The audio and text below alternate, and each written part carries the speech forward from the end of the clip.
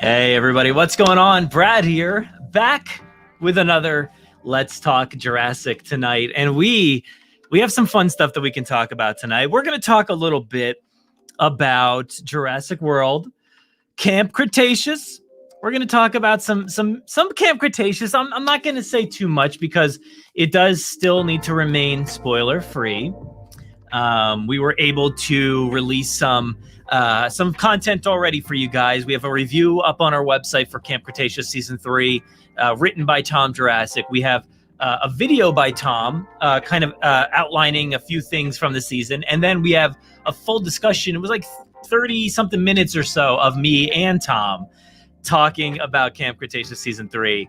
And it was so much fun to discuss that. And so we talked all, of course, non-spoilers. So if you do not want to know anything about Season 3, maybe just back out. I'm not going to get too deep. Let's be honest here. I'm just going to talk about my general thoughts and opinions on what I saw. I'm not going to tell you what I saw. So don't be worried about me spoiling anything. I am very adverse to spoilers. I don't like hearing spoilers and stuff like that ahead of time for the most part, but I will be very cautious of that as I discuss this. So, but if you have any questions or things that maybe you want me to answer, I'll see what I can do. I'll bring them up in the comments and I'll see what I can answer. No guarantees. Like I said, it's got to be kind of vague. And then we're going to discuss Beyond the Gates. Released their new video this month for the month of May, and it was the Ford Explorer as assumed. So we kind of figured that was going to happen, right? So we'll be talking about the T-Rex. What is it called? T-Rex Escape Pack or something or other. We'll be talking about that for a little bit.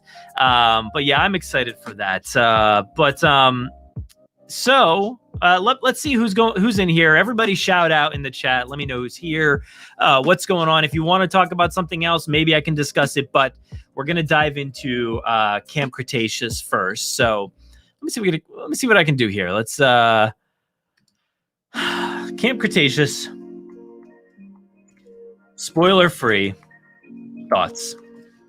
All right, so I'm going to add that banner, and we're going to show that right there. Okay, so if you guys have any thoughts or feelings on Camp Cretaceous, things that you want to know about, we'll get into that in a second. But I did want to say our episode this week, which I guess I missed that. I always missed out on that in the intro. I missed out on saying that we do have a podcast version as well of mine and Tom's conversation.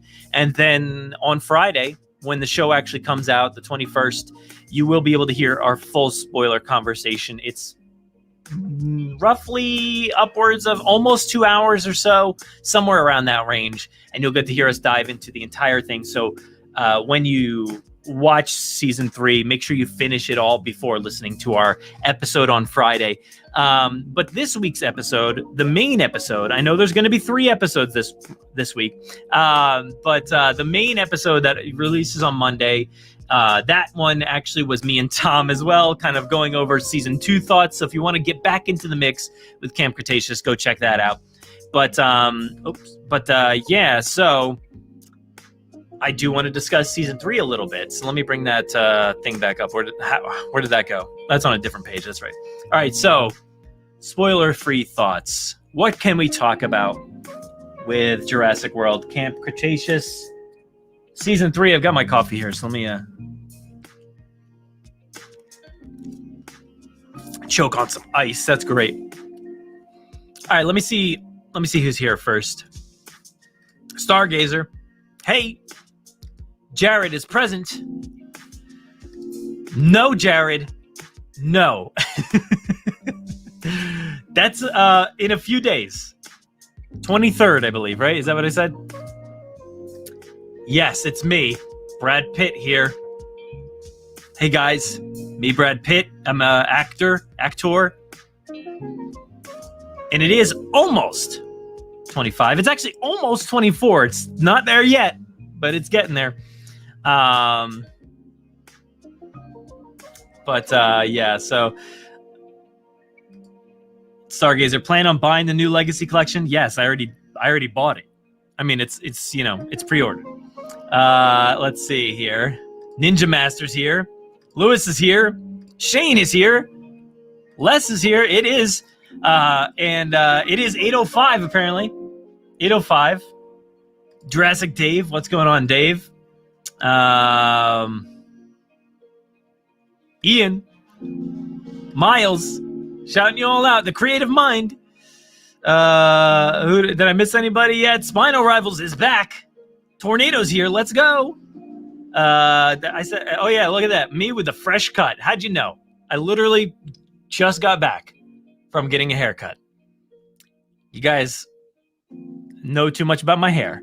Oh, I'm so sorry to disappoint everybody. I completely forgot, by the way. I completely forgot I was supposed to show up here today in a Ben costume. Jurassic Soul is in the house. All right, let's see. Yeah, beard trim. That was I did that like a few weeks ago, maybe 2 weeks, maybe or so. Jurassic Souls can't stay long. Sorry to hear that, buddy. But excited to see season 3 on Friday and hearing everyone's thoughts. We are so close to this new adventure, and it's going to be a really interesting weekend for sure. Thank you so much, man. You're not even staying, and you're hitting us up with the super chat, man. Every week, man. You're killing me. It's amazing. Thank you so much. Thank you so much. Help and support the channel. It really means a lot. It really does. All right, so just 2 more days to go, guys, right? Is that accurate? So Thursday, yeah. I mean, is it 2 days or just mostly like a day and a few hours? Yeah, actually, let me know. Let me know, when are you guys going to be watching? When are you going to be watching the show? Because it will come out, I guess midnight Pacific Standard Time, right? Which is 3 a.m. here. So that always bums me out. I never want to stay up for these like midnight releases on like Netflix or Disney Plus or whatever. But when are you guys going to watch? And how are you going to watch? Are you going to watch all the way through one sitting? Or are you going to watch, piece by piece, just a few episodes at a time? Like, what's your plan? And what time are you going to watch? Are you going to wait until nighttime after, the kids go to bed, or after people go to bed, or whoever is in your house? I don't know. What's your plan? So how did I watch it? So I watched it already, obviously. And when I watched it, I think I split it up into 2 parts. I don't remember. It's been like a month, just about, since I watched it last. I watched it like a few weeks ago. No, not even, like last week.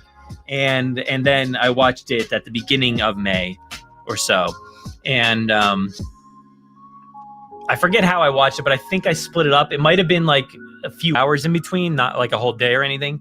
But it's a longer season with 10 episodes. So it kind of makes it, it's a little more challenging than previously with 8 episodes. So it's just a little bit tougher to watch than before, but it's still manageable with 30-minute episodes roundabout. I feel usually they're maybe a little bit shorter, but I'm going to spread this out on Twitter here.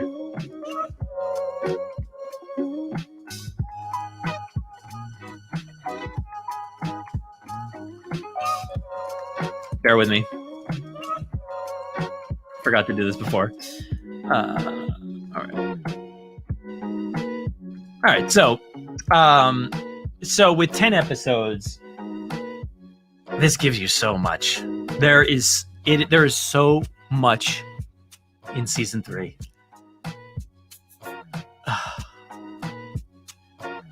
Yeah. Let's do spoiler-free talk. We're doing it. I know you know some spoilers, but we're not going to talk spoilers now. Don't mention any dinosaur names. Try to keep the comment section spoiler-free for everybody trying to remain that way. That's the best thing we can do right now is to keep, any surprises or anything that you may think or that you do know, whatever the case may be. Even if things have been in like clips and things like that, maybe just keep it free, because I'm not going to discuss details. And I know some people don't watch the clips or the trailers, but I just want to talk about my feelings and my thoughts generally. Yeah, we're doing that now. We're talking spoiler free on Camp Cretaceous season 3, and yeah, the 10 episodes really gives it a lot of room to work.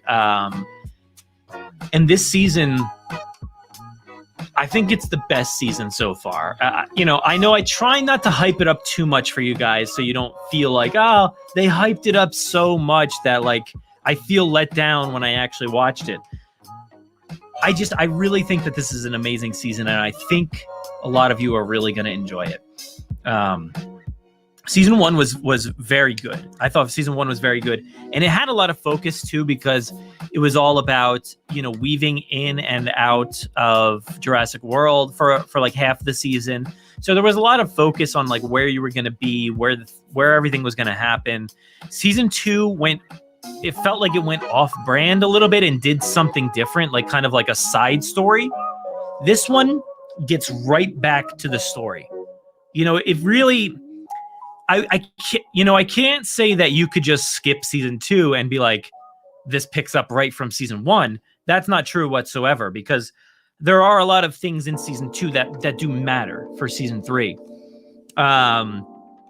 So I think season 2 is important, even if some of the content in season 2 might have not been up your alley. I know initially when I saw season 2, I thought, okay, this is a little different. Not sure what the tone is. It's dark and it's lighthearted, and I don't know where they're going with that story with the hunters and all that stuff. I'm like, what is happening here? And then the second time I watched season 2, I was like, okay, I kind of get it. I kind of get what they're going for. And plus I feel like it's a nice lead-in for Jurassic World Dominion. In a way, I feel like Dominion will give us a lot of these kinds of stories with, ethical dilemmas and stuff like that, with potentially hunters or whatever the case may be, like we did see in season 2, because we saw these trophy hunters that basically, wanted dinosaur heads up on display to remember them for some reason. So I find season 2 to be a good season, but just not as good. It's probably the worst season of the 3, but I still enjoy it. And I know people don't. I know there's a lot of people that don't, but I think there is a lot of value to season 2.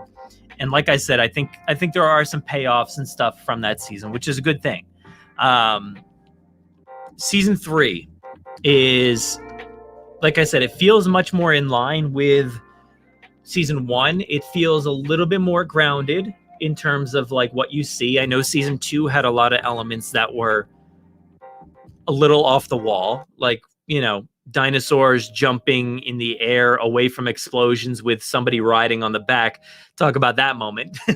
There's a few moments like that in season 2 that you're like, okay, Ben fighting off Toro by himself, sure. But this season really doesn't have much of that. It feels mostly grounded. I feel like there's a lot of referential material when it comes to the past, and a lot of visual cues and stuff that feel similar. And it's relatable. I feel like it's relatable as a Jurassic property. Like I said, season 2 strayed away from some things that we know. Of course, we do have elements of that in previous films, whether it's the hunters versus the gatherers in the Lost World. And of course, Roland Tembo in that movie, who's trying to hunt the male buck only. And whether it's Ken Wheatley in Fallen Kingdom. But it took its own course, I think, in season 2. But this one feels much more Jurassic. It feels much more relatable. And there was moments in season 3 where my jaw was dropped. I was like,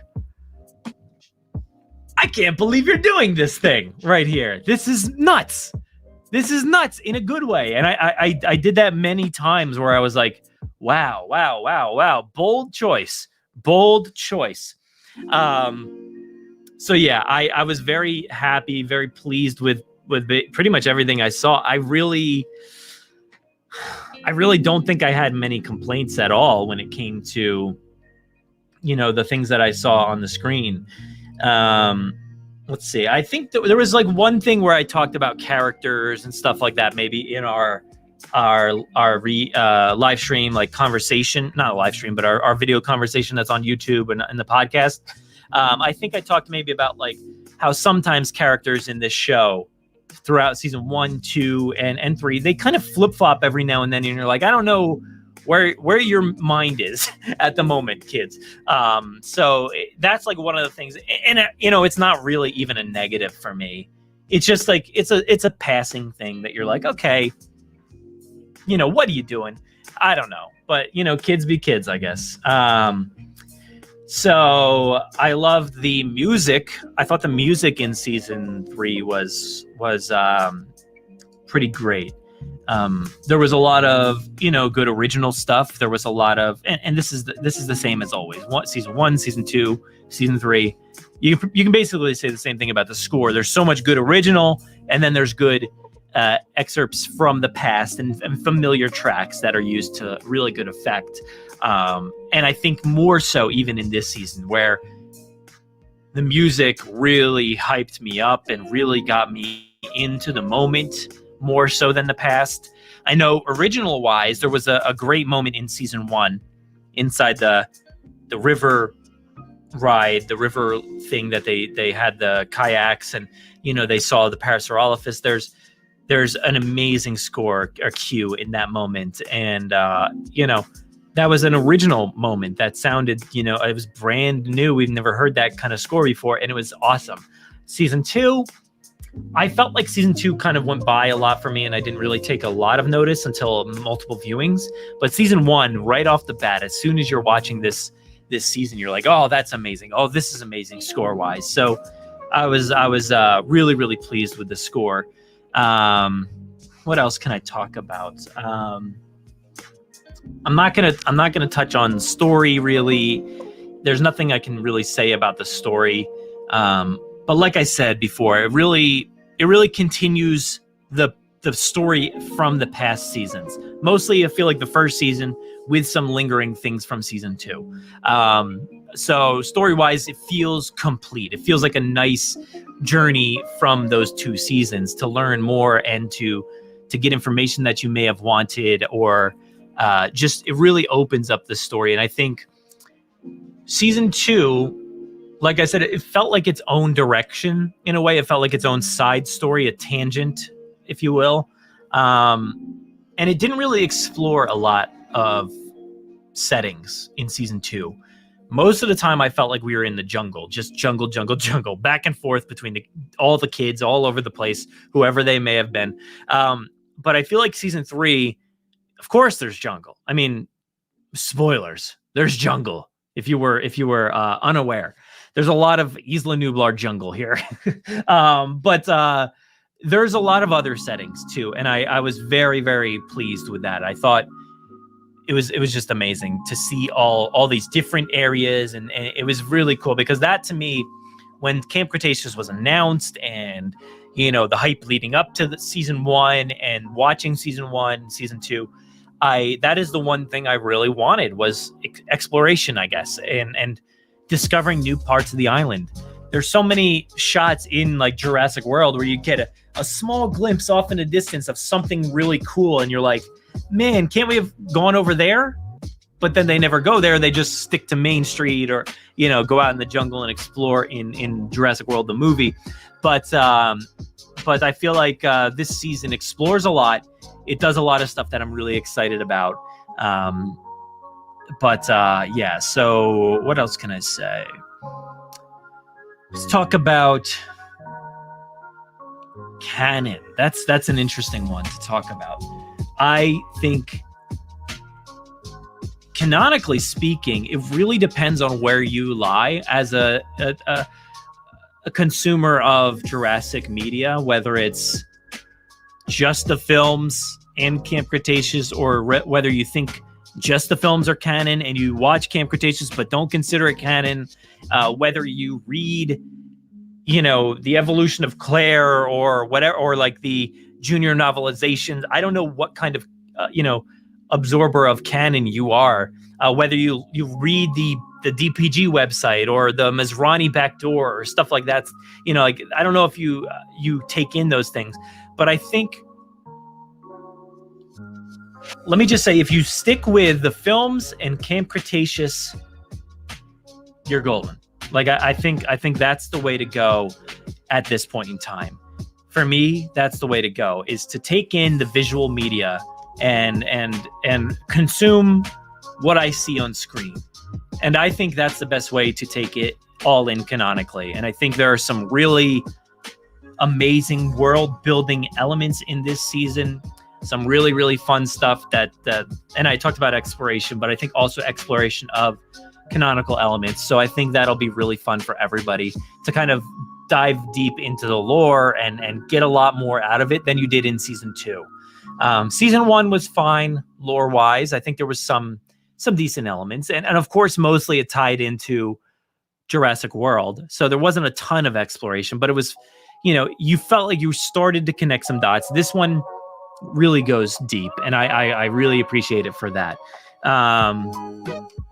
Dinosaurs this season, dinosaurs are awesome. I'm not going to tell you what dinosaurs are here. I know we've seen some in, you know, media that they've released so far, whether it's a trailer or, you know, a little clip or something. They've released a lot of clips.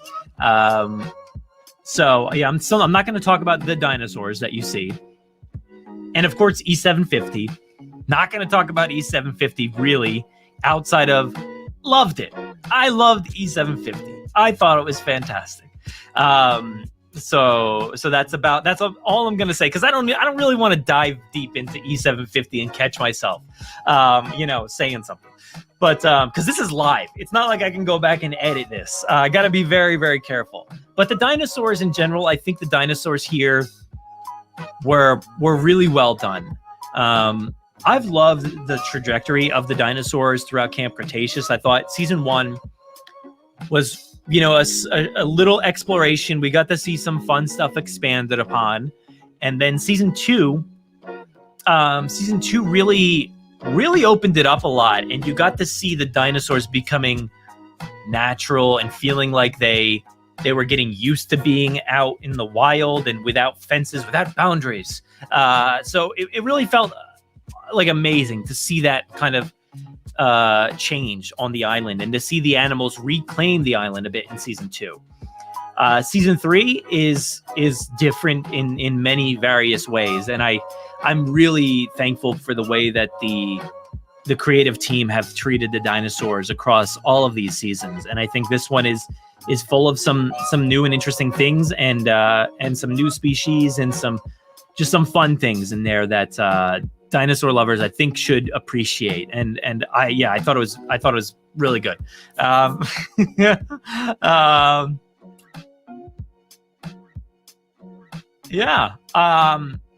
What else can I say? It was an epic season. It was really, really good. Like I said, it floored me from start to finish. I was just like, yes, everything is awesome. I know you probably I think that I'm overstating this. You probably think that, you know, I'm being too over the top, but, you know, and I know a lot of people will be like, this is a show made for kids, but whatever. I don't really care that much, but I love this for what it is. And I really appreciate Camp Cretaceous. And I think it's a very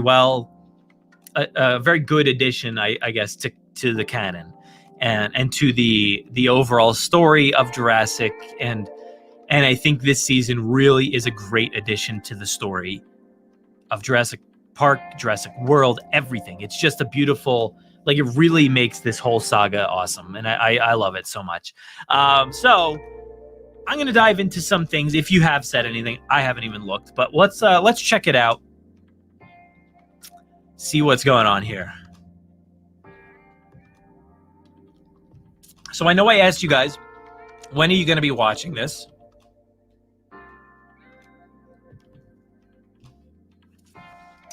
And Ian says, what does that mean? IKR. I know, right? 2 days. I don't know. 2 days, I'm gonna get it done with school, then watch it. Okay, you're gonna watch it after school. Good dude. I like that. Don't skip school to watch it. Creative mind is gonna watch it when it comes on in the morning. There you go. Oh my gosh, you guys actually did talk a lot. I gotta scroll. Oh my god. Okay, yeah, I was talking for a while. I just went off. Wow. Okay. I think I lost my spot. It won't even let me go back that far. Okay, so you said you're gonna finish it in the afternoon. Lewis is gonna start on 4 p.m. Wow. I mean, that's kind of convenient. I feel like that's good. Jared is definitely gonna binge watch it when he gets a chance. And you're gonna Creative Mind is watching at 7 a.m. Ken is gonna binge it. Look, I think binging it is the best thing, and I think with this season, the hype is there, so you're not gonna want to stop. It's gonna be very fast paced, a ton of action, a ton of adventure, and you're gonna want to keep going. Watch it all.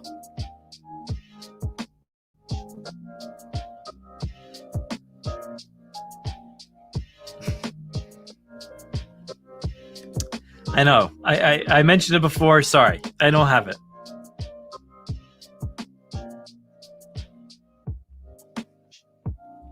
Trying to skip over some of these comments here.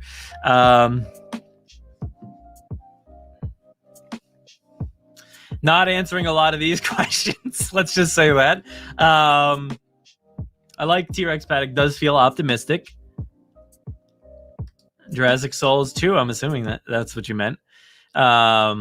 Lewis cannot wait. Season 1 and season 2 was great there, and loved season 3. Or you really can't wait for season 3. Taylor is super excited. What's going on, Taylor? Creative Mind hopes season 3 isn't boring. Shouldn't be boring. I don't think so.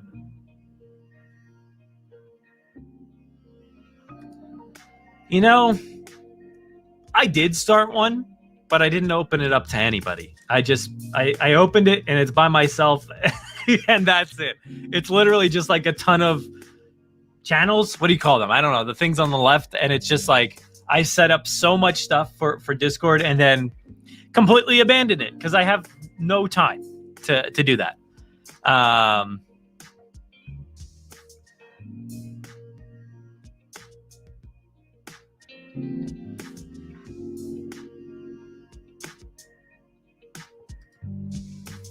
So you say season 2 was just a filler season to keep us busy for the real stuff based what I'm getting. No, I don't think that's the case. I do think there was some good stuff of value in season 2. And I think overall, I think season 2 will probably pay off further when we get to like Jurassic World Dominion. Because if you think about it, all of this should have debuted, in a very similar time frame. Season 1 was like September or something. Season 2 was in January, I think, and then season 3 in May, and then of course Dominion would have been in June next month. So I feel like season 2 probably would have paid off more if we did get Jurassic World Dominion, like I talked about with the hunting aspect and just the dark and brutal nature of like that kind of storyline. And because it is dark and I feel like Dominion will have a lot of those elements where we have to worry about poachers in the wild or whatever the case may be. So I think that's going to be something that will pay off further down the road.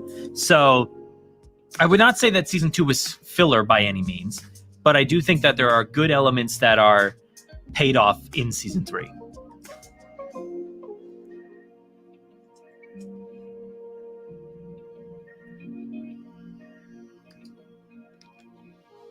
Get excited.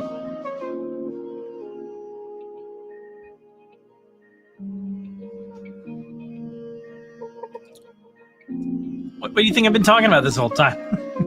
Yeah, I did.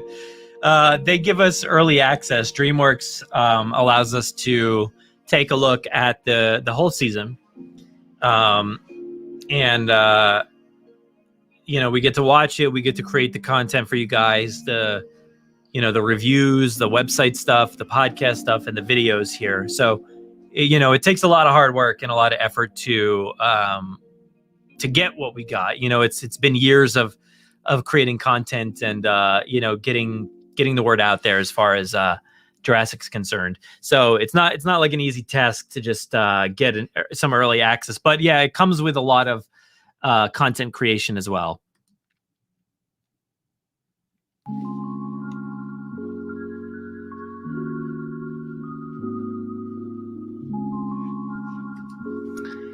Yeah, speaking of season 2, absolutely. They definitely got what they deserved. Totally. I think that was just beautiful. The way that season, and that's the thing that kind of like I just really didn't take in enough on the first viewing was the pace of season 2. I really ended up loving the communication between the different kids and the different groups that they had there on the island, wherever the kids may have been, whether it was tunnel systems or somewhere out in the jungle or wherever.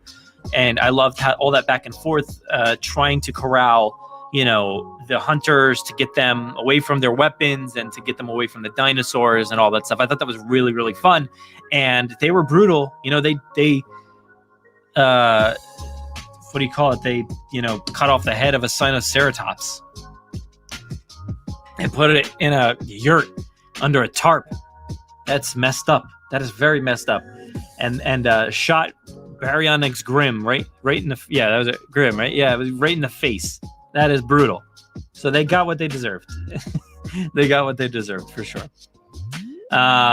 T-Rex Paddock, thank you so much. Thank you for the super chat. That's awesome. Means a lot.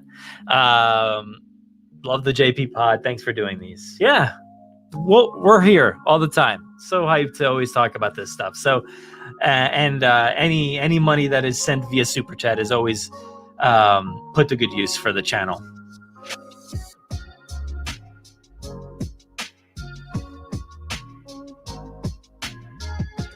What's up, Benny? Thanks for popping in there for a minute.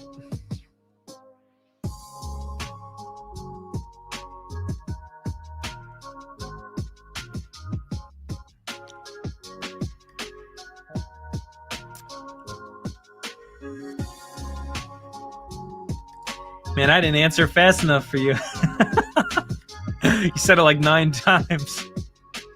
Yeah, guys, guess what? There is a jungle in Camp Cretaceous Season 3. Spoilers! Watch me not get any access, early access for anything anymore.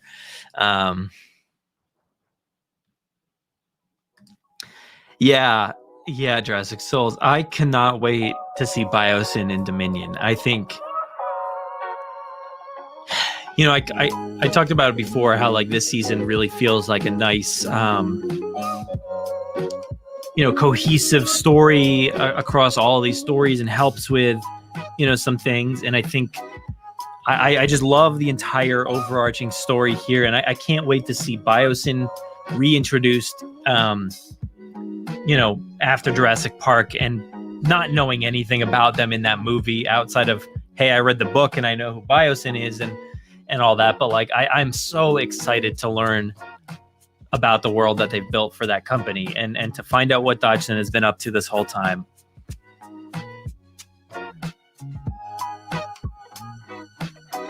So yeah, it's gonna be awesome. I can't wait for Dominion. I just can't believe that, like, it could have been next month. But I'd rather wait until we can all go together and go see it and make this movie huge,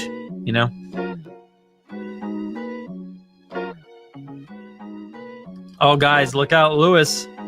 With spoilers in the comment section, there'll be a dinosaur. There's dinosaurs in this season, if you were wondering. There are dinosaurs in Camp Cretaceous season 3. Spoilers. And there's a lot of dinosaurs. It's a very good season for dinosaurs. Very, very good season for dinosaurs.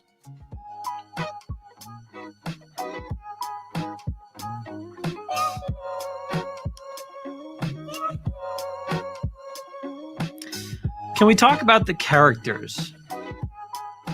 Can we? I don't know. What can we say about the characters? Okay, so I can say about the characters, I really crack my neck. I really love the growth, I think, on these characters. I think what they've done is they've really learned from their experiences over the course of the past 2 seasons. And I think they're better people for it. They're stronger people for it. I just think that they've really grown accustomed to their situation, and they're really utilizing like all of their knowledge and stuff that they've learned over time. And I think that I really enjoyed the characters this season, and I think there's some good back and forth between different characters.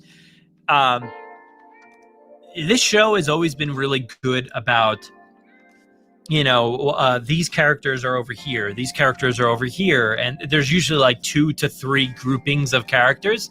And season 3 does that also very well, where characters are splitting up amongst different groups, and sometimes you can just see it unfolding like in front of your eyes, like characters splitting up and going different directions and trying to do different things, and you're like, oh, now there's a new group. Oh, now there's a new group. So I do really appreciate the back and forth. In a way, it reminds me of how well like movies like Return of the Jedi have done like that kind of thing, where you have people down on the forest moon, of Endor. You have people up. Luke is like up on the Death Star too, and then you've got Lando out in space and flying around. So there's like so much back and forth in that movie. Same thing with like Rogue One, where it's like people down on Scarif. You've got people up in ships, people outside, people all over the place in that movie. And it's so many like moments of back and forth. And I feel like this season did a lot of that as well, where it's like you're just going all over the place with these characters. And I really, really like that back and forth. So yeah. That's the characters for you.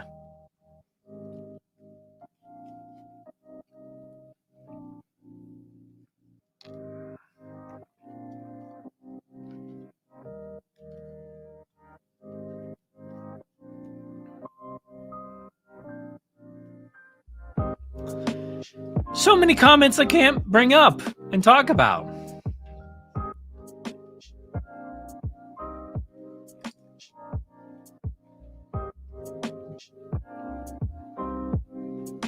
What makes you think that?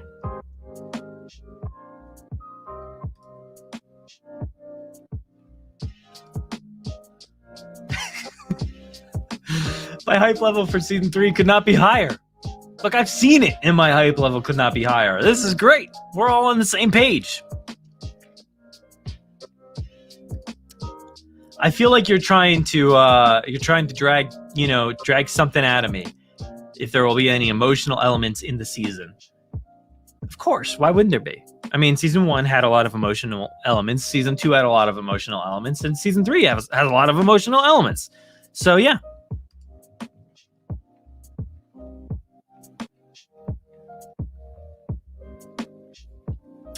I just skipped ahead again.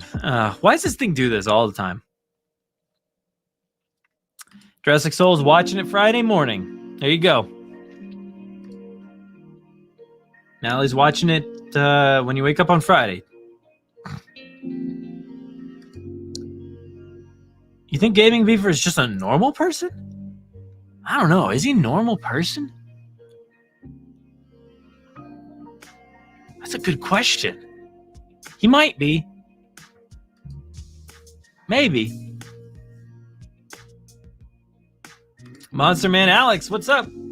Thursday night after you're off at midnight. Okay, Thursday night. I like that. I like that commitment. Where I don't know where you're located, but it depends on on when you can watch it. I guess if you're out on the West Coast, then you're golden for that midnight timeline. If not, you might have to wait a little bit.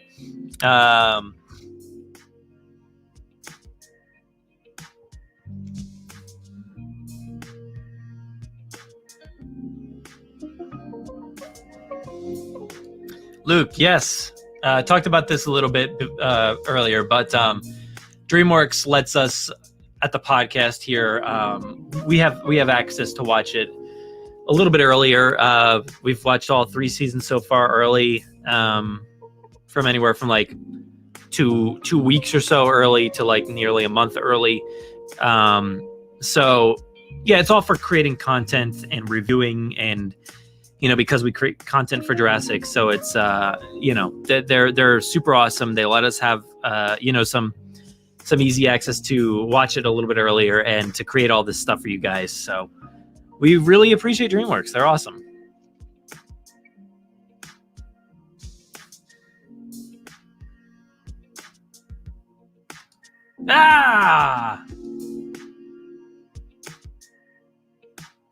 Foxy the Pirate Films says season 1 was better than season 2.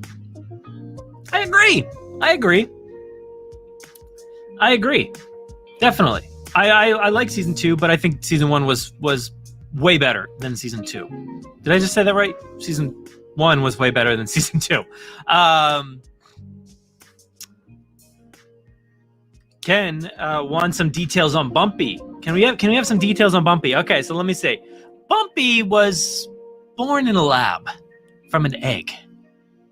And then they got really attached to Bumpy. And Bumpy was really, really cute. I'm going to name him Bumpy. And then Bumpy was introduced into the wild with a bunch of other ankylosaurs. And then the Indominus Rex killed one of the ankylosaurs in that herd. And Bumpy got scared. And Bumpy hid behind a tree. And then Ben found Bumpy, I think. Or they all found him. And then Bumpy tagged along on this adventure. And Bumpy got in a canoe or a kayak and, went down the river and almost got eaten by a mosasaur. And then at some point, Bumpy fell off of a monorail and got lost in the woods. And then found Ben again. And then walked away from Ben. And then found Ben again. And then they defeated Toro. And then that's it. Then they all were best friends. Happily ever after. Those are some details on Bumpy. Hope that's what you were looking for, because that's all I got for you.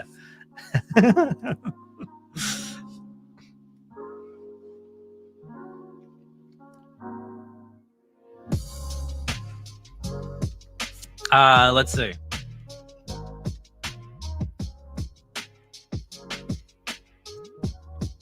Spinal Ravels. I have no idea what you're talking about. This chat has been going this whole time. Okay, so this is going to be our next topic. We'll talk about this in a second, but we're still going on about... it's going to be a short conversation, I think, on the Explorer. So we've talked about that plenty, but I will bring it up in a little bit.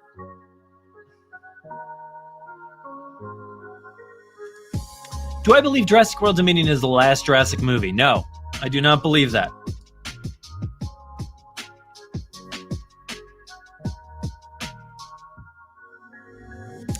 Joe says the Hunter's death was honestly the thing that made me really like season 2, because they didn't pull any punches with killing them off. It showed that the stakes are real. Yeah, absolutely. I really, really, I loved that. I mean, these kids, you think about these kids, it's a very lighthearted show at its core, right? But these kids have been surrounded by death, like so much on this show. They saw, people getting killed off in season 1. They saw people getting killed off in season 2, and I appreciate that they killed off those hunters and didn't let them get off, easy there, because they did some messed up stuff, and I don't appreciate it. You know, I think that I don't really like those characters to begin with. I think those characters are my least favorite characters, maybe in all of Jurassic, and that's saying a lot because of the Kirbys.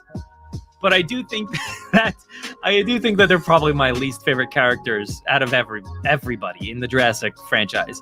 The couple of Mitch and Tiff. So I love that, and it was, you know, it was brutal. Like everything about their deaths. I mean, getting like stuck hanging from that tree and then having a T-Rex just chomp down on you. That was amazing. And then Tiff, I think she escaped on the boat or something. And then the baryonyx, like, just, I imagine they just like ripped her apart. That's amazing. So that's pretty awesome. And I think season 2 kind of struggles with the tone, right? It starts off a very, very playful season.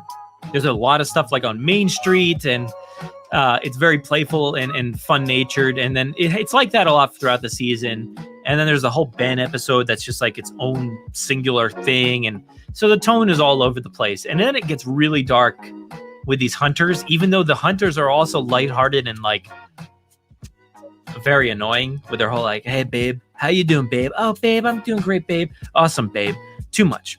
So to see them get killed off was pretty great.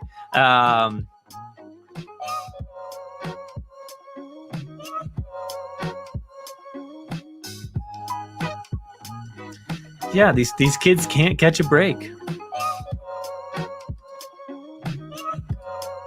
Favorite scene from season 2 was the watering hole. I like that. That's a great scene. That is a great scene. I do love that. I'm sorry I get the early access, but like I said, it's all for the content creation and to get everybody hyped and to, you know, make a ton of stuff. It's not like I just get to watch it and then just sit back and be like, hey guys, I saw it. I actually have been working nonstop on producing stuff, so it's very tired. I'm very tired, but we got a lot of content for you guys, so it should be good.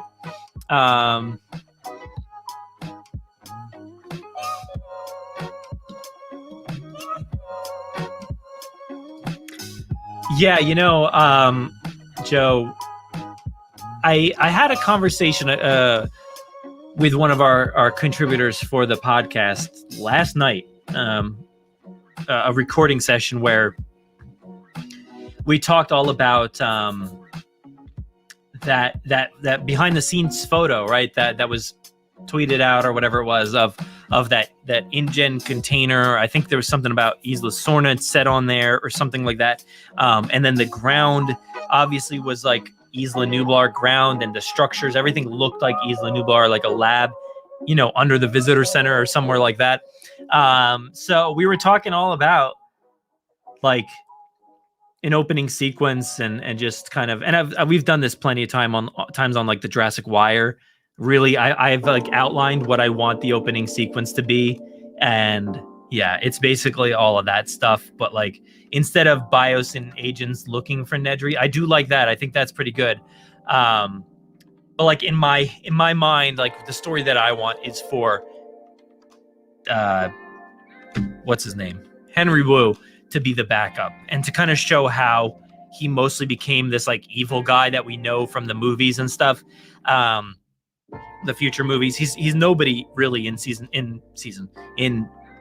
what do you call it, in movie 1.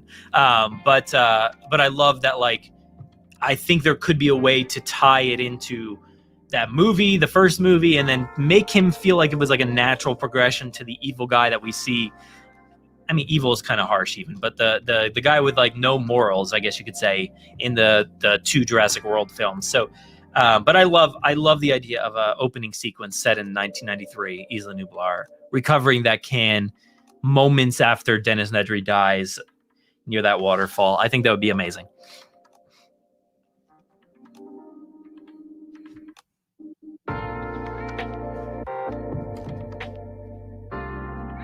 Oh, I skipped ahead again.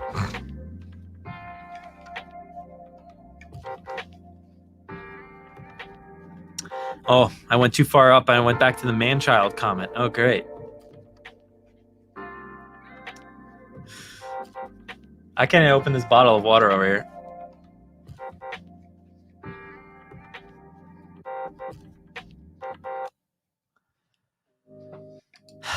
What is my favorite episode without spoiling the episode? I'm not even going to tell you. I think there's a lot of really fun episodes in this. There's a lot of fun episodes. Oh, man.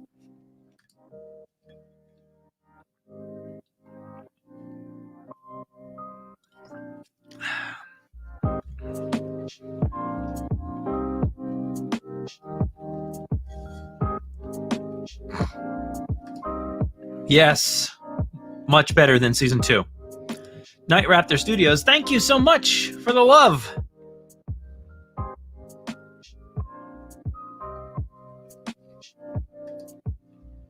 But are you sure that he's a normal person?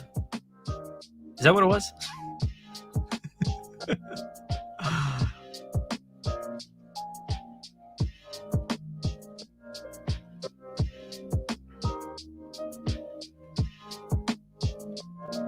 Oh my gosh, you guys have been commenting like crazy. Going back to that comment, Jared still dislikes the Kirbys more than the Poachers from season 2. With the Poachers, you're supposed to dislike them because they're antagonists. The Kirbys were supposed to be the protagonists. Yeah, I mean, I feel like Grant and Billy are like the protagonists, and then there's like this tangent of protagonist, this other thing that's not an antagonist, but like something else that the Kirbys are, that I'm like, that's what they are. I don't know what they are, but that's what they are. But no, you're right. I mean, the Kirbys are supposed to be annoying as well, as are the Poachers from season 2. But the Kirbys do have a nice progression, I do think. I will say that, like, as the movie goes on, there is a ton of character development for the Murphys. Why did I say the Murphys? Oh, I read a comment about Tim Murphy. The Kirbys. There is a lot of development for the Kirbys. So you got to give it up for the Kirbys for that. They're very annoying at the start. Well, not the start, because at the start, they're like, hey, we know how to climb mountains and go to space and stuff like that. And then by the time they get to the island, you're like, these people are the worst. But then as the movie goes on, Paul learns how to swim.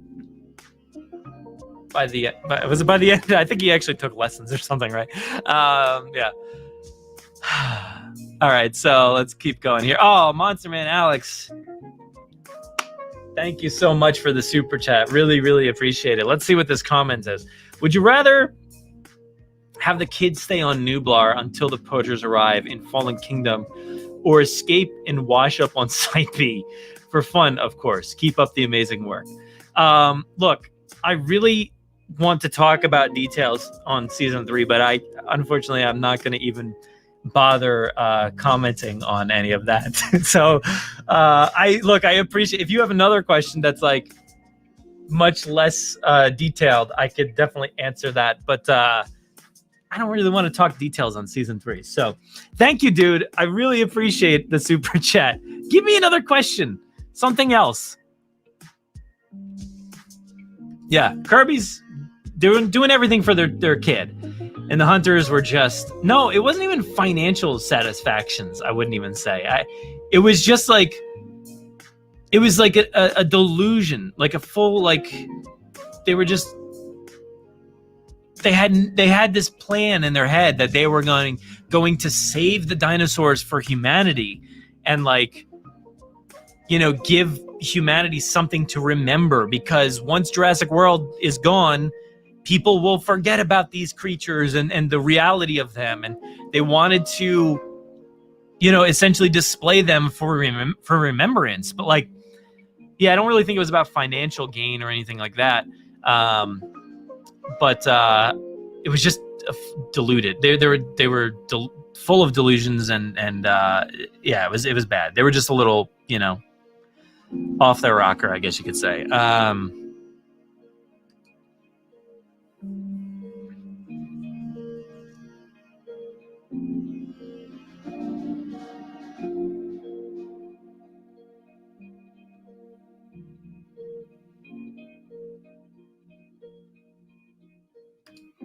Thank you.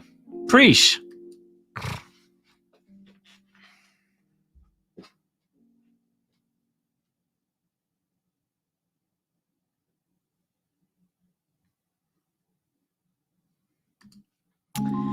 No, yeah, I know it's kind of you could say he's a little evil, but like it's not necessarily like I'm an evil villain, like he's a mustache twirling or anything like that. He's doing everything for the wrong reasons, and he just ends up being a bad guy for that.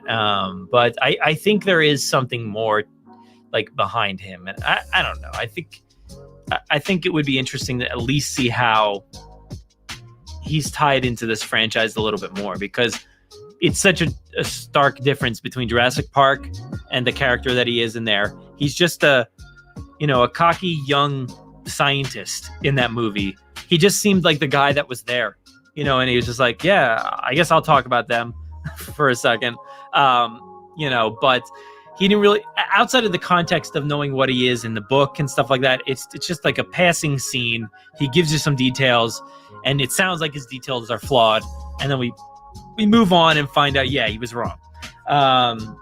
So then, Jurassic World comes around, and he's performing like science that is not good, and not for the sake of good practice at a theme park, but he's doing some, I would say, some evil things behind the scenes, and I think that's nefarious and in the same realm as he's near evil. He's not like he's not. I don't think he's to the level that like Mills is. Mills is a pretty evil guy. The fact that like he straight up just murdered Lockwood in that movie.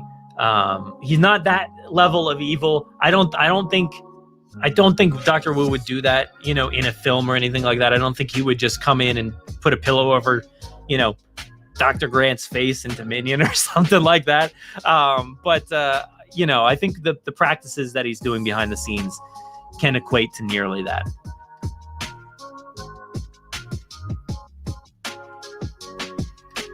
Benfall, thank you so much for the super chat. That's amazing. And you keep looking at the Jurassic Park poster in the background, and it's so beautiful. I really want to know where you got it. It's gorgeous. This one? Man, I can't believe I got the direction right. That one right there, I think was from like Hot Topic, if I remember correctly.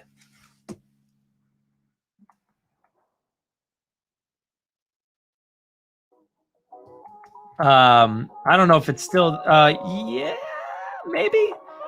Okay, yeah. It looks like, it's out of stock. Sorry. It says out of stock. Sorry about that. But maybe it's somewhere else.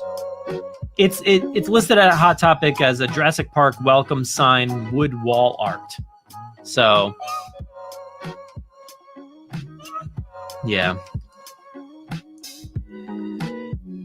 But yeah, it's a great, thank you. It's a great, piece of art back there. I really love it. I love that vibe from like the original Jurassic Park. I mean, you can't really beat that. It's just, I don't know. It's just something nostalgic about it. I don't know what it is that makes it so beautiful, but it's awesome. So thank you so much for the super chat though. But if I do come across it, I'll try to track it down too. Maybe I'll leave a comment somewhere or try to share it out. But yeah, try to look out for that and see if we can track it down.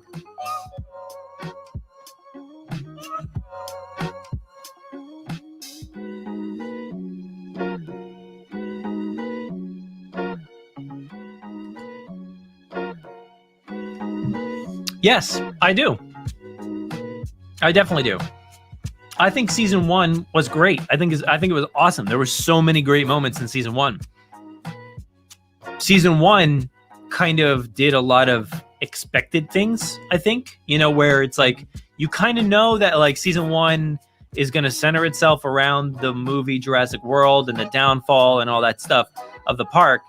So season 3 really feels like it's just creating its own world and doing its own thing. And I really, really appreciate how bold it was in season 3. So I do like it more than season 1.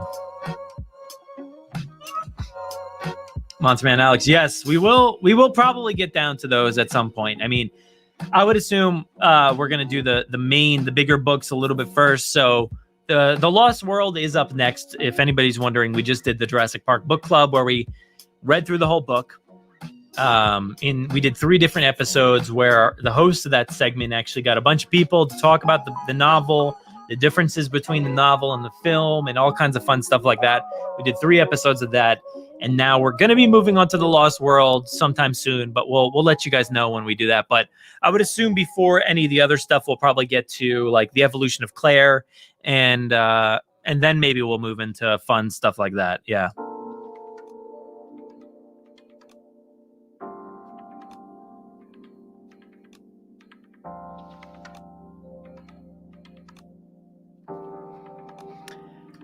Benfall, yeah, you say it has to be something motivating Dr. Wu to be evil in a way.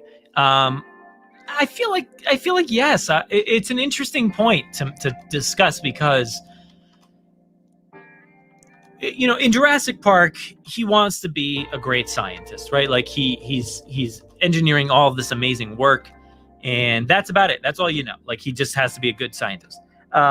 Jurassic World, you know, he seems like he wants to be the guy to innovate and to do things different and to create something. He's really into the idea of like, mostly like, it feels like he's trying to elevate himself and try to be better and the best, and, you know, a god, playing God in even more ways than he has before. And then Fallen Kingdom, by the time Fallen Kingdom rolls around, you know, he's stripped of his credentials. He's just Mr. Henry Wu at that point. And, what is he working for at that point? I mean, his goal has to have changed, and there has to be something else, because he has to have a ton of money. Like, let's be honest, he's got to have a ton of money, and I think I don't know what the goal is at that point. Like, I don't know. I don't know what is motivating, but I hope we learn more about Dr. Wu in Jurassic World Dominion.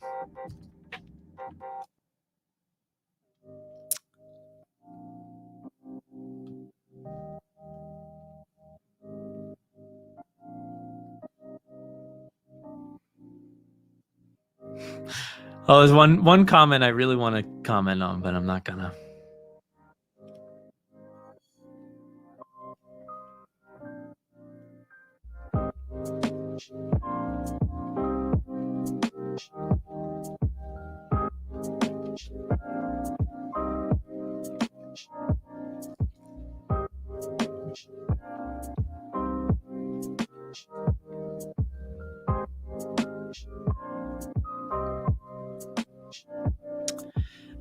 Yeah. All right. So I think we're just about ready to move over our discussion to something else here. So I appreciate all the comments and thoughts on Camp Cretaceous, because I am so excited. I hope you guys appreciate my thoughts. I didn't want to get spoilery. I just wanted to give you my thoughts and feelings. So if you just tuned in or anything like that, make sure to go back. I've been literally talking about it for the past hour, but I did like a decent like 25-minute or so just monologue on my thoughts on season 3. So I loved season 3. It's full of some amazing things, and I think you guys are really going to like it. And I'm very, very excited to talk about it. But let's move over to Beyond. I wrote the right thing. Beyond the Gates. Yeah, let's talk about it. So today, they announced over on Target. Let's see. Here it is. Beyond the Gates. Let me make it a little bit bigger for you. There you go. Jurassic World over on targets.com. You type it in and type in Jurassic World, and it'll pop up this cool little site here for Beyond the Gates, and you get to see these little videos from Jurassic Outpost, and this is the figure that is released this month, and we kind of been hinting at that. I don't even know if we're hinting, but we're just straight up being like, yeah, it's definitely going to be this. So it's awesome. I mean, we've talked about this figure and this pack so much. When it first came out a bunch of weeks ago, Smith's, a website out in the UK, had this available on their website for a while, so we all got a good glimpse at it and analyzed the pictures and talked about this a ton. But now it is available for pre-order via Target.com, so you can pre-order it. And let's take a look at this thing here a little bit, if we can. $49.99. That's to be expected. I mean, you're getting this, and these pictures are a little bit, I feel like a little bit better detailed. The one from Smith's were like not as good quality. Like you really couldn't even see Tim's face or anything like that. But you get the T-Rex, you get the Jeep, not the Jeep, the Explorer, and then you get Tim Murphy in there, and you get those goggles too, the night vision goggles. I don't know if they're heavy, but they look good. Tim looks awesome. We'll take a deeper look into this in a second because I want to check out the video because there's some good shots in there from Chris over at Jurassic Outpost. So here we got Tim there inside the vehicle with his goggles on. The details on this truck they just look phenomenal. Like they really went above and beyond. Okay. Yeah, and I love that the roof collapses on this so the T-Rex can actually like break through the glass. That is just phenomenal. All right, so there's not a ton going on here, but $49.99, you can pre-order it. They will only let you pre-order one. So just be cautious of that. You can't choose any more than one. And even if you do pre-order one and then go back and pre-order a second one, it will get canceled. So don't even bother. It won't work. And I know people have tried via different accounts and stuff like that, and it's really tough to get around this one. It's Target cops, they're out there. I'm not going to sing the song though. But yeah, this is a great looking set. Very, very excited. Let's go back to the other page. See the video here and bring the volume down, but you can see that, right? Everything's good there. Yeah. All right. Let me try to see if I can expand it a little bit because it's kind of small. All right. So get the intro here. Roar! I'm going to do the commentary for this. So the voiceover, I'll ADR this entire thing. Beyond the gates. Hey guys, I'm Chris over at Jurassic Outpost, and I have something very fun. I'm sorry, Chris. What am I doing? Look at this thing. It looks so good. It looks so good in that package. We saw the packages. Hey, Chris, what's up? We saw the package the other day. I don't know if it was Smith's or whatever. I think they maybe showed off the package there, and it was just beautiful. But you actually have like the window box there, so you actually get the plastic in there to keep it safe. It feels nice and old school. I love this.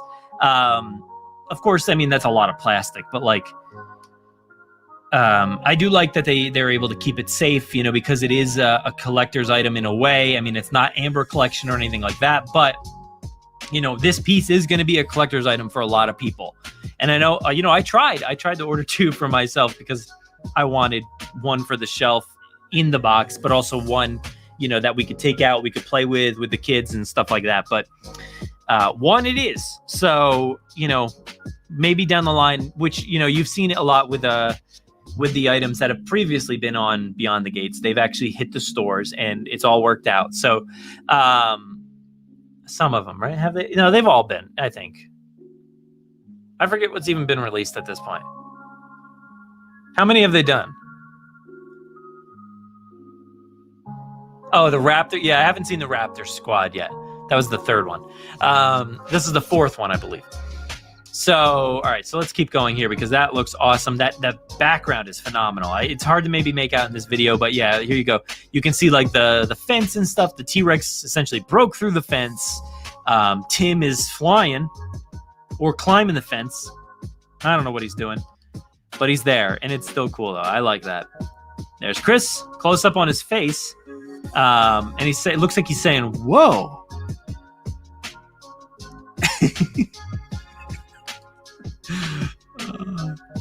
This is funny to watch without commentary. All right, so you got ref there from Mattel.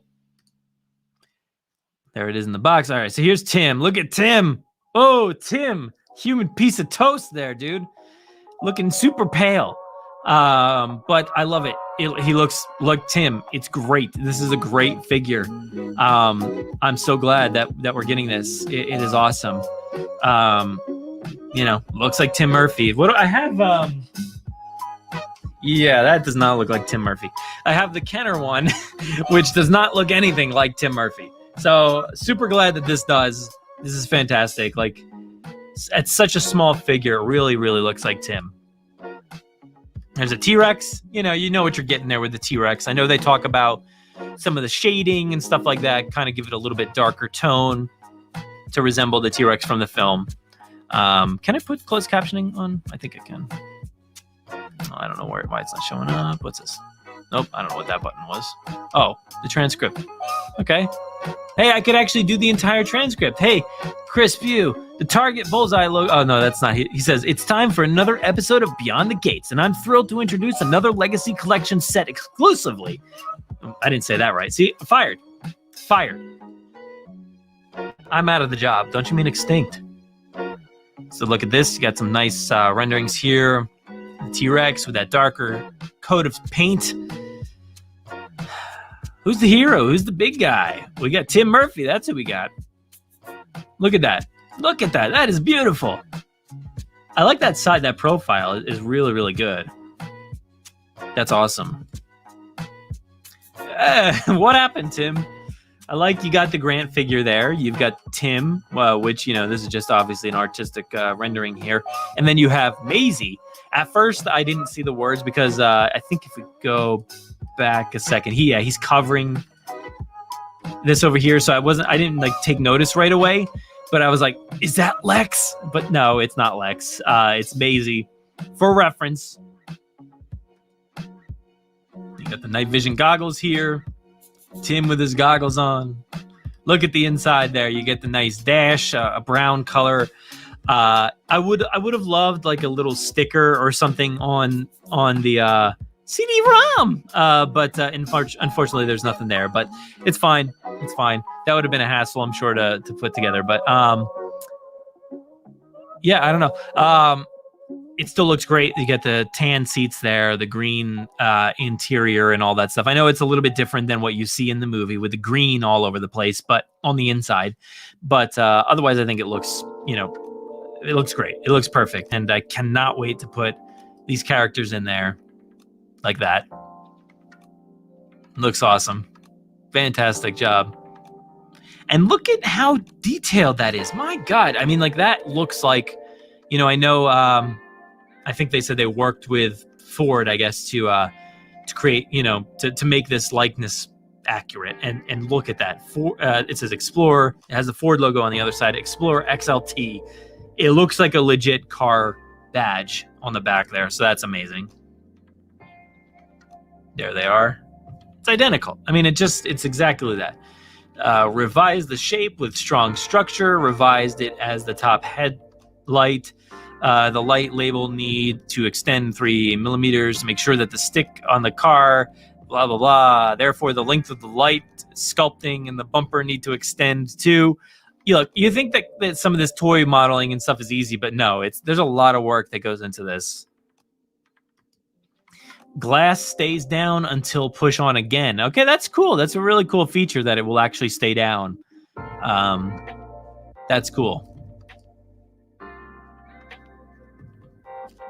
There you can see he's breaking in there, just like the movie. Fantastic. Oh, it's closed. There you go. That's a great shot.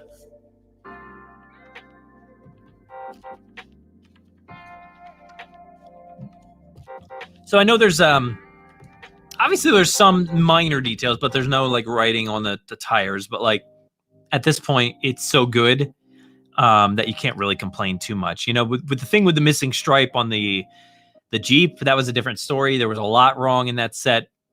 Here's Chris again. There he is. Eyes are closed that time. Sorry. It's Mr. DNA approved, guys. Be sure to pre-order yours now at Target.com. And tune in next month's Beyond the Gates, where we take a look at some brand new Amber Collection items. Sorry, Chris. I've been really just like giving it to you. Awesome. Amazing look at the creature. And I think the creature. Why did I say that? Amazing look at the pack, I guess. And you got to appreciate that, because they put together these great videos that really showcase them in a much better light than the product images that you see on the websites. So it's awesome to kind of get higher detail pictures and video of these things in action. And I love that about, getting pictures of this, because like you wouldn't be able to get that amazing shot of Tim or the vehicle upside down and all this good stuff. So you got to give it up. Still, guys, where's the after show? I haven't seen it yet. I want to watch this after show. But yeah, there you go. That is Beyond the Gates. So with that being announced and available for pre-order currently, let me go back to it, because I think it said, actually, let me just take a look here. My account, my Target account. Let's see. My order purchases canceled. Let's take a look at this one. So it says estimated Wednesday, August 4th through Monday, August 9th. So a little bit longer than I expected, because I remember. Let me take a look here, but I remember Smith's. Let's see. Smith's Toys, Jurassic Park Explorer. Let's type that in, see if that pops up. Nope, doesn't. Escape. Let's type in Escape, because I think there was an Escape in there. Maybe. Nope. I don't know. Let's just type Jurassic Park and see what comes up. All right. So here, let's see. This says the expected for the Smiths website was June 1st to June 8th. So way in advance out in the UK. So if you're out there, congrats. We're getting it 2 months later. But it's all good. Everybody's going to get one. So yeah, I did expect it a little bit earlier, because like I said, I imagined that this was an item that, was mostly probably intended to hit with Jurassic World Dominion, but here we are. So, Beyond the Gates, 4th episode. Let's take a look at what's coming up next. Coming Wednesday, 6/16, 4 exclusive items from the Amber Collection.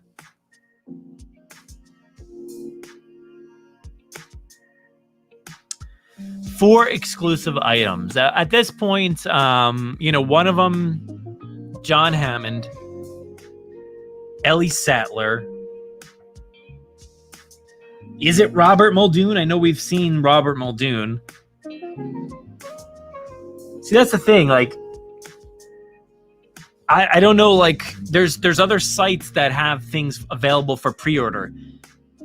Like, I feel like I have pre-ordered a lot of different things on like Amazon, and we never know if those are actually going to stick. But I remember pre-ordering a bunch of things. Like, I think I did pre-order Robert Muldoon. Yeah, I pre-ordered that, and I pre-ordered the T-Rex and Compy set from the Young T-Rex Amber Collection. So I don't know if they're going to be different than those two, plus Alan. No, not Alan. But like Ellie and Hammond, maybe different, but I don't know. I'm not too sure. But, maybe as time goes on, maybe we'll figure it out a little bit more. But so you got 4 exclusive from the Amber Collection and then 2 more exclusive. So, it could be all of these things. I don't know, because there's also a Dimorphodon set. There's all kinds of stuff. So who knows? But what are you guys talking about? I've kind of skipped over the comments for the last little bit as I talked about Beyond the Gates. Let's see what you guys are saying here. So Got to go back up. Got to go back up. Let's see.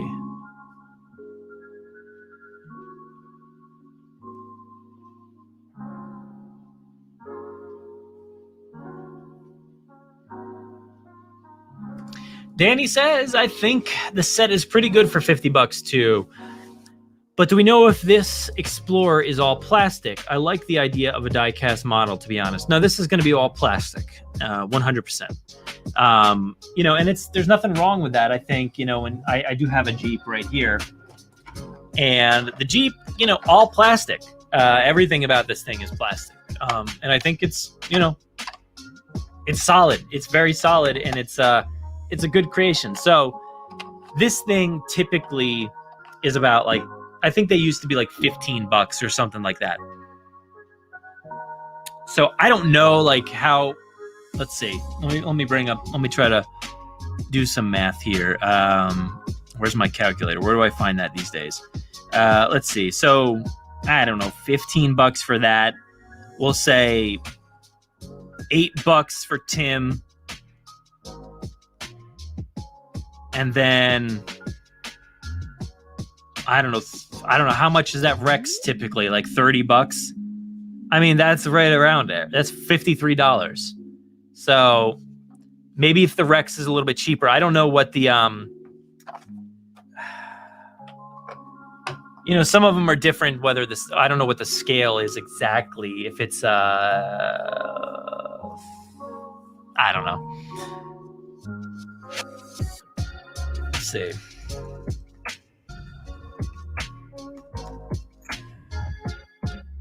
Yeah, I mean, if you look at like the Camp Cretaceous Epic Roarin', which has different features, there's a lot more features in that. That's $39.99. So, you know, that's an extra $10 from what I had said. Let's see. Extreme Damage T-Rex. What is that one? Does that have a price on it? Extreme Damage, which has a slashes on the side. It says $19.97 on Mattel's website, but they don't sell anything on there, so who knows? So like I said, it's pretty. I think it is pretty in line with what you'd expect. I know when you look at that $50, you're like, ugh, oof, heavy. But I think for, you know, all packed together, the prices typically work out to be exactly what they would be if you were to buy them all individually. You know, myself, I'm like, I don't really need a T-Rex. I don't really need that. So it would just be another, like, I have like a bunch of T-Rex now, and I didn't even want to barely buy one to begin with. But Jared said it's nearly $50 because those goggles are so expensive. Oh, slammed. Yes, I did pre-order it. Yeah, I did already. So got that down. It's available for pre-order, but yeah, like I said, August. So Smith's has it available for. It's going to be available in June. It says the beginning of June. So that's out in the UK, though. That's out in the UK. I don't know. Maybe that's where you are. I'm not sure. But I'd assume not, since you mentioned Target.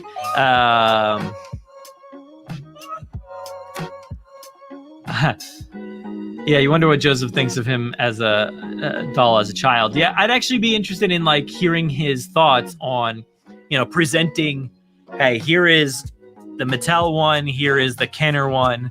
Talk about this for a second. What do you think of your likeness? So yeah, I think that would be really fun.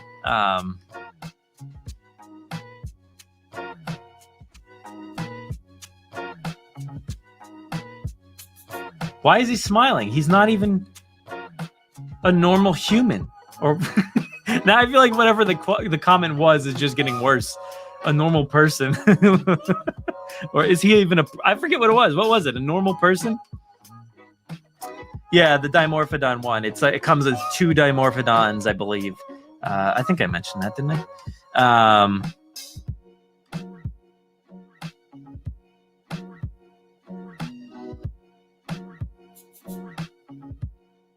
Yikes.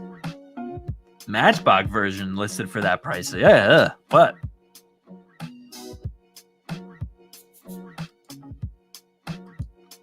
You're back to give us the info. All right, where's this at?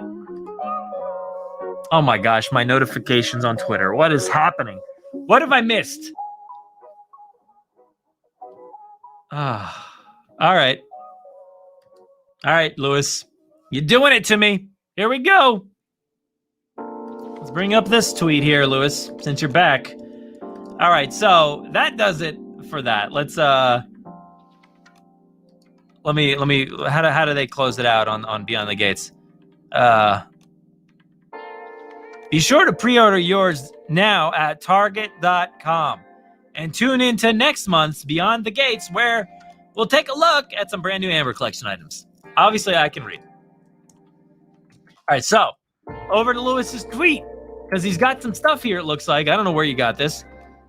But the new Jurassic Park Ultimate Visual History samples are here. This is so amazing. Took liberties with the way that you maybe wanted that said. You found it on Amazon. Okay, I can see that there. So let's take a look into this. All right, so pictures here. Ooh, look at that. It looks so funny. Why does it look like tiny instead of a big animatronic? That image is very cool. What is this from again? The visual history? Oh, yeah, okay.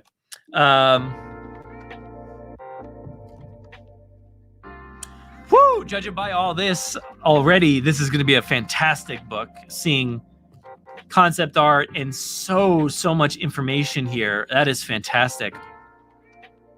Look at that artwork. Ooh, man. That's good. Oh, so a lot of shots from like kind of the film here, so that's interesting. But some nice stuff here. It says like, when Stan gave me a test of it, I stood outside the perimeter and watched the T-Rex come to life and nudged the car with a nose and roared, snap its head to the right and left. I was absolutely a kid again, standing at the Franklin Institute at the Natural History Museum, looking back at my 5-year-old self. And the same feeling I had at 5, it was a feeling I had in 1992. That was a confusing statement, Stephen. Yeah. That's great. I love this. I love this. So here's a little quote. It says, but the T-Rex was never meant to be in direct downpour. The Rex was going to be in the foreground, says Rosengrant. That changed when Spielberg decided it would be compelling to see the dinosaur in close-up with droplets of rain glistening on its skin. As the director got his shots, the creature got drenched and its foam rubber skin started soaking up water. When it's wet, it's a sponge, says Mahan. And here's when we get in trouble. At the points where the water flew off the finely calibrated mechanics inside the T-Rex, once that skin was soaking up water, it started shuddering and doing everything that you wouldn't want it to do, says Rosengrant, trying to keep the T-Rex from going off the rails. Unlike this live stream, Winston's team was forced to constantly attend to the creature. Suddenly, all of Stan's kids would run over with big chamois used at the car wash, and they're slapping off the rain from the T-Rex trying to dry it off, says Spielberg. I love that. That's awesome. We all know that story, but this is fantastic. This is going to be a real treat. This is like all of us as kids again, reading like Jody Duncan, behind the scenes books and stuff like that. This is going to be something else. This is awesome. So yeah, some stuff we've seen before, a lot of stuff we've seen before. Some stuff we have, and I feel like there's some like expanded shots at least, maybe. I don't know. I don't even remember at this point, but I feel like, yeah, we've seen like all of this stuff. I don't know if we've seen this full shot of the animatronic before or not. I don't know. I don't know. Have we seen this maquette thing here? That's pretty cool. I don't know. But Lewis is on it here. Is that it? Is there anything else?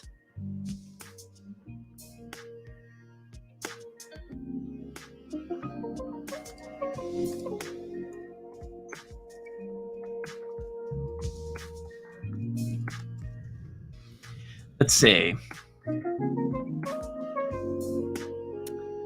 Look at that. So, why is everything so expensive here, guys? I know that comment came up before.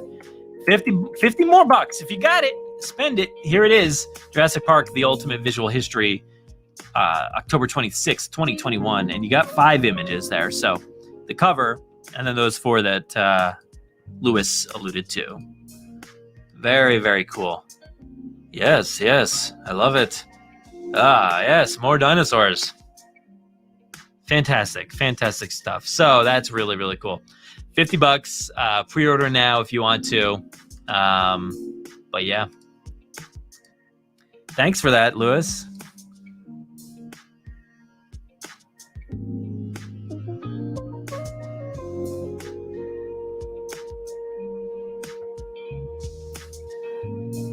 All right, so I think we've come to the end here. So, man, been another fun chat here. Yeah, I love doing these live streams. So let me actually get rid of that thing. That banner down there, hide that. It's all right. So, where do we start? We talked about Jurassic World, Camp Cretaceous Season 3. My full spoiler-free thoughts on that season. And I like I said, amazing season. Probably my favorite one overall. It's so much fun. So Friday, please check it out. If you want more in-depth thoughts, you can please tune into the Jurassic Park podcast. You can find that on any of your podcasting platforms. You can find it via JurassicParkPodcast.com. I'm sure you can find out where to check it out there. And yeah, we got the conversation with myself and Tom Jurassic, and then we also had that conversation. If you want to watch us talk, you can actually watch us in a video here on YouTube as well.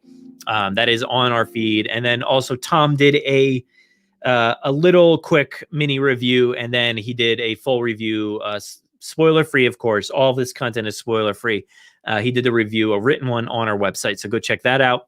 Coming Friday, we have full spoiler content. So please, I'm begging you to watch Season 3 on Friday before listening to our content. Our content will be there for you when you're done, because I know a lot of people will either stay up or watch this thing at midnight or 3 a.m., whenever the case is, and watch all 10 episodes right in a row. And then that day, they're going to want to listen to some spoiler content. So it will be there for you on the podcast feed. Full spoiler conversation. Me and Tom had all about all the details we could think of in the moment, and we went on for nearly 2 hours. So check that out on Friday after the show's out, and a spoiler quick video review for you from Tom. You can check out that full conversation on our podcast feed and on a full video as well, like I said, on here on YouTube as well. And then Tom will have a spoiler article on our website. I know it's a lot of information. I know. I get it all mixed up myself too. There's a lot. We've been doing so much now. Just like a lot of you pointed out, we do get the early access, and this is why. So we can produce content for you guys, so you have fun stuff to do as Jurassic fans each and every week, every month, every year. We've got fun stuff for you guys. So please check out JurassicParkPodcast.com for all the stuff we've got going on over there. Head to our Twitter account at Jurassic Park Pod. You can follow the podcast there. You can follow me at Brad Jost. It's right down there on the bottom. And then, of course, over on Instagram. We'd love if you followed us over on Instagram. Today, we shared some images from the Jurassic World Isla Nublar map, which you can find out in Universal Studios Beijing, which is going to be opening soon. That's amazing. So go check us out over on Instagram. Just search for Jurassic Park Podcast over there, and also on Facebook as well. You can find us over there. We don't do too much on Facebook, but we are there. Yeah, here on YouTube, please subscribe, like this video, like all of our stuff, comment all over the place, share our videos. It really, really helps. We appreciate all the super chats here tonight. So thank you guys for all of that amazing contributions to the podcast. It really, really means a lot. Yeah, I think that's about it. So thank you guys for sticking around. It's been a really, really fun chat with you guys tonight. So what else we got? Do we got anything else going on? Nah, I think that's about it for this week. I think I gave you all the good stuff there. But thank you guys for watching, and please stay safe out there. Be kind to everybody That's the best thing. Be kind to everybody out there. Have fun, and we'll see you next time. Bye, guys.